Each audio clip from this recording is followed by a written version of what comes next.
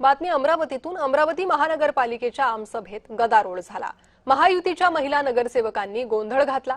महिला आरक्षण विधेयकाला पाठिंबा न दिल्यामुळे काँग्रेस विरोधात राडा झाला। महिला नगरसेवकांनी काँग्रेस विरोधी घोषणा दिल्या आणि त्यामुळे सभागृहात गोंधळाचं वातावरण पाहायला मिळालं।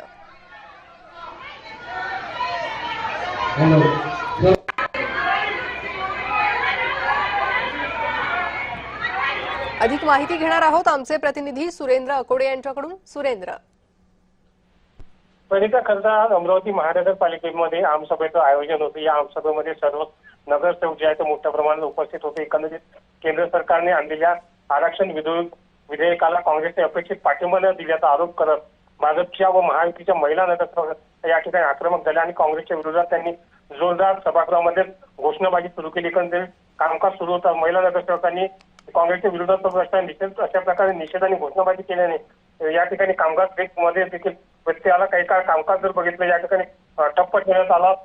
भाजप महिला सक्षमीकरणाचा दावा करत असताना काँग्रेसने त्यावर घेतलेल्या या आक्षेपामुळे दोन्ही गटातील नगरसेवकांमध्ये शाब्दिक चकमक देखील झाली आणि सभागृहाचं कामकाज जे आहे ते बराच वेळ या ठिकाणी ठप्प राहिलेलं। प्रणिता जी, सुरेंद्र धन्यवाद या सविस्तर माहितीसाठी।